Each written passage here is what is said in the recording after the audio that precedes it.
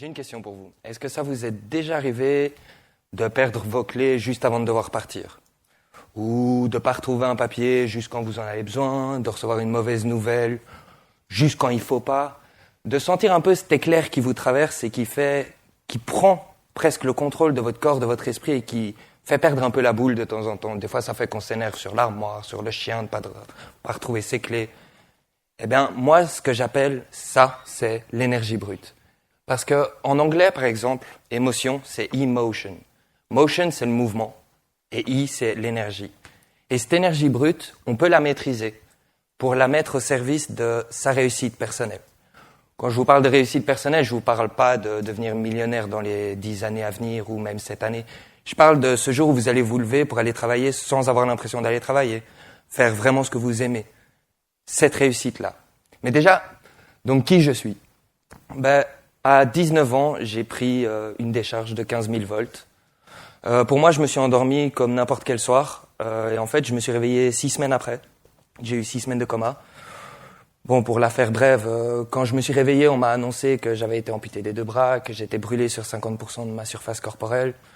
Mes reins ne fonctionnaient plus, mon foie non plus, mes poumons non plus, j'étais mort 2 fois. Enfin, la liste était très très longue. Et je suis resté, grosso modo, 1 an à l'hôpital, dont 6 mois où j'ai été paralysé. Le médecin me disait souvent que j'allais pas remarcher ou des choses comme ça. Et puis après, j'ai été transféré dans une clinique où j'ai tout réappris. Et là où on me prévoyait 3 ans juste à l'hôpital, et puis encore après avec un passage en clinique, je me retrouve en fait après 3 ans et demi devant vous là ce soir. Il se trouve que j'ai beaucoup d'activités parce que je suis thérapeute, je fais beaucoup de coaching, je coach un peu des personnalités du cinéma français. Je suis aussi thérapeute avec une psychologue. J'ai monté 3 entreprises, je suis étudiant et je suis auteur et conférencier. Donc voilà, pour mon petit CV. Hein. Et donc vous allez me dire, comment devenir maître de cette énergie brute? Eh bien en changeant le monde. Je sais que j'en entends déjà quelques-uns qui se disent « Ouais, changer le monde, c'est bien gentil, mais pas aussi facile à faire qu'à dire. » On oublie en fait qu'on a cette capacité tous au fond de nous. Je ne sais pas si vous vous rappelez, quand on était tout petit, on voyait des formes dans les nuages ou bien dans les feuillages des arbres, dans les montagnes. On s'imaginait tout le temps plein de choses. Et en fait, par notre vision du monde, on crée notre monde. Et c'est ça, notre pouvoir à nous, c'est pour changer le monde, il faut qu'on change tout d'abord notre vision de celui-ci.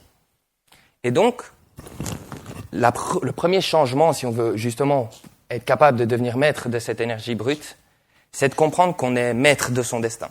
C'est quelque chose que moi j'ai mis un peu de temps à comprendre et il faut passer de la perspective de spectateur à acteur. Donc de perspective de... pardon.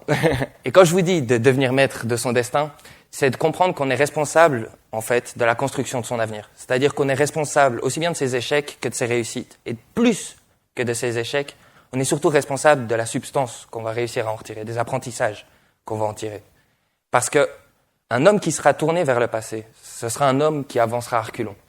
Un homme qui tire pas d'apprentissage de ses échecs, c'est un homme qui tourne en rond. Alors qu'un homme qui est capable de tirer de la substance de ses échecs et qui se rend plus fort grâce à ça, c'est un homme qui avancera vers sa réussite à lui. Et c'est la première chose qui est indispensable pour devenir maître de son destin et devenir maître de son énergie brute, c'est de comprendre qu'on a le pouvoir de façonner notre avenir. Moi, on me voyait tout sauf façonner un avenir. On me voyait dans un fauteuil roulant, j'avais un espèce de bras électrique comme ça, qui m'a servi à m'amuser mais qui ne me servait pas à grand-chose. On me disait que j'allais jamais retrouver de l'autonomie et je leur ai prouvé le contraire parce que c'était moi qui ai décidé de devenir maître de mon destin à moi. C'était moi qui allais choisir où j'allais finir. La deuxième chose qu'il faut savoir, c'est que il faut être capable, quelque part, de changer de point de vue. Et il y a un exemple tout simple pour ça, c'est le mécanisme de mémoire. Dans le sens où la mémoire, elle se construit sur des souvenirs, et les souvenirs, c'est rien d'autre qu'un choix d'éléments qu'on va décider de retenir, de mémoriser. Parce qu'on va accorder plus d'importance à l'un ou à l'autre. Et donc, en fait, on se construit sur base d'éléments qui sont fragmentaires, parce qu'on oublie certaines parties, on ne peut pas tout retenir. Et c'est ça qui va nous accompagner pour développer notre vision du monde. Est-ce que c'est pour autant la bonne vision? Est-ce qu'il n'y a qu'une seule bonne vision? Non. Et donc, il faut être capable de changer de point de vue, pour être créatif, pour trouver des solutions à des problèmes où personne n'en trouve, pour être rapide, pour atteindre sa réussite à soi. On dit souvent que les Français du Sud, ils verront toujours le verre de pastis à moitié plein. En fait, plutôt à moitié vide. Parce que leur but à eux, c'est qu'on le remplisse. La personne qui va faire attention à sa consommation d'alcool, elle va s'efforcer de le voir à moitié plein pour pas vouloir le remplir trop vite. Et c'est ça qu'il faut faire. Il faut être capable de modeler sa vision du monde en fonction de l'objectif qu'on poursuit. Même pour l'apéro, désolé. Ensuite, il y aura une notion de zone de confort. Cette zone de confort qu'on connaît tous, qui est un peu reposante, qui est sécurisante et relaxante. Et surtout, encroûtante. Parce que la zone de confort, elle a une dynamique toute particulière. C'est-à-dire qu'elle est en perpétuel mouvement. Soit elle grandit, soit elle rapetissit jusqu'à disparaître. Je vous explique pourquoi. Quand on sort de sa zone de confort, on l'agrandit. On découvre de nouvelles choses, on découvre de nouvelles personnes, on va dans de nouveaux contextes. Et donc, on est à l'aise à de plus grandes occasions. Différentes occasions là où on ne l'était pas avant. Mais si on reste en permanence dans sa zone de confort, on perd petit à petit le goût de cette zone de confort. Tout ce qu'on a devient la norme. Moi, je l'ai expérimenté de manière très frappante. J'ai beaucoup voyagé dans ma jeunesse parce que j'ai eu une jeunesse un peu particulière. Et je suis arrivé en Suisse il y a pas longtemps. Et quand je suis arrivé là-bas, les gens se rendaient pas compte de la beauté du lac. Et moi, c'était quelque chose qui m'hallucinait. Moi, voir le Mont Blanc, c'était un truc énorme. Je l'avais jamais vu, jamais. Je voyais que les immeubles en face de moi. Les gens s'habituent. Et c'est pour ça qu'elles rapetissent jusqu'à disparaître. Donc, il faut être capable de sortir de temps en temps de cette zone de confort. Et quand on sort de cette zone de confort, il ne faut pas s'imposer de limites. Mon contexte m'a imposé énormément de limites. Les médecins, ils voulaient m'éviter des frustrations. Ça partait d'une bonne intention. Les infirmières aussi, mais ils m'imposaient des limites en permanence. Et quand on m'imposait une limite, moi, je voyais ça comme un challenge. Je me disais, OK, on me pose une limite, moi, je vais prouver que je suis plus fort que la limite. Parce que quelque part, passer sa limite, c'est vivre une réussite. Vivre une réussite contre soi, contre son contexte.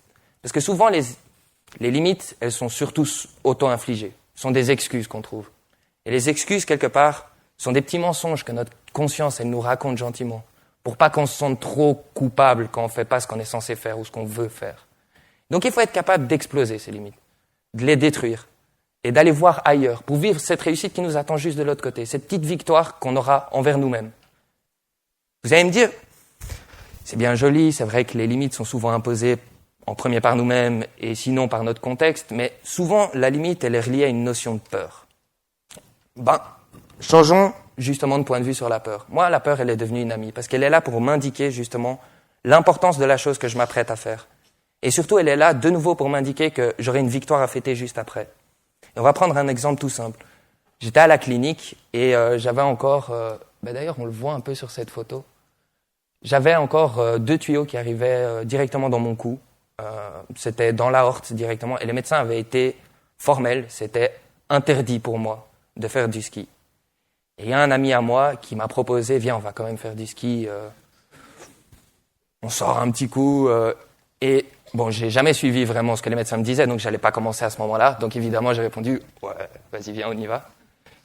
Mais au moment où j'ai répondu oui, j'ai commencé à sentir que j'étais plus très très à l'aise dans mes baskets. Parce que tout le discours des médecins, au final, ça rentre quand même en tête et puis on commence à se poser des questions. On a ce petit discours interne, toutes les appréhensions qu'on peut avoir. Et ça a continué. Jusqu'au moment où on a pris le télésiège.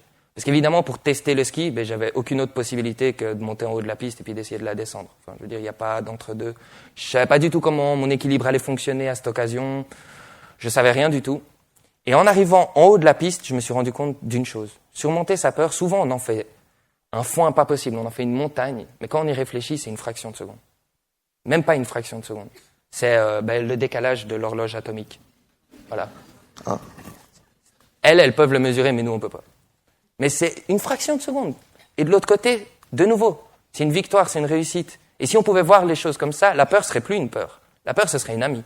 On serait content de la rencontrer. Parce que ça veut dire qu'on va faire quelque chose de très important pour nous, en fonction de la quantité de peur qu'on va expérimenter. Et ça veut dire que juste après, on aura une victoire. Comme quand on pète les limites. Je peux prendre un exemple. Vous êtes sous votre couette, tranquille. Vous avez pris la décision de vous remettre en forme ou de reprendre le sport. L'été arrive, donc on a envie de perdre quelques kilos pour être bien en maillot de bain. Et on se dit, tous les matins, je vais courir. Et ce matin, il pleut. Il fait moche. Je suis fatigué, je suis un peu sorti la veille, j'ai un peu le regard embrumé, j'ai un peu mal à la tête, j'ai pas envie. Mais là, déjà, la zone de confort, c'est quoi? C'est le lit. Et la limite, c'est quoi? J'ai pas envie d'être mouillé. Et j'ai pas envie d'avoir froid. Et j'ai pas envie de me lever. Et bon, j'ai envie de rien, à part de rester là. Et justement, détruire cette limite et prouver que vous êtes plus fort que la pluie, que vous êtes capable de sortir de cette zone de confort pour vous mettre en inconfort, ça va vous donner une force. Ça va vous donner la force que vous êtes plus fort que votre lit. Vous êtes plus fort que l'inconfort. Vous êtes plus fort que la pluie. Et la prochaine fois, ce sera même plus une question. Vous verrez qu'il pleut dehors, mais vous aurez déjà trouvé toutes des manières d'apprécier cette pluie, de passer au-dessus, de faire différemment. Mais vous ferez quand même ce que vous vous étiez fixé de faire. Et c'est là que je dis que ça vous amène à votre réussite personnelle. C'est dans le sens où, quand on arrive à faire tout ça, on arrive à se fixer un objectif à soi qui nous parle vraiment, peu importe à quel point c'est fou, mais on arrive à le faire et on arrive à le poursuivre jusqu'au bout. Alors s'il vous plaît, quand vous déciderez d'engendrer la machine pour aller justement chercher cette réussite personnelle, rappelez-vous d'une chose, il n'y a personne d'autre que vous pour prendre cette énergie en main. Il n'y a personne d'autre que vous pour exploser et détruire les limites, pour aller voir ce qu'il y a de l'autre côté. Il n'y a personne d'autre que vous pour façonner cette énergie et la modeler pour qu'elle vous amène là où vous avez envie d'aller. Et il n'y a personne d'autre que vous pour transformer la peur en un moteur qui vous mènera encore plus vite à cette victoire qui vous attend juste de l'autre côté de cette petite fraction de seconde. Merci beaucoup.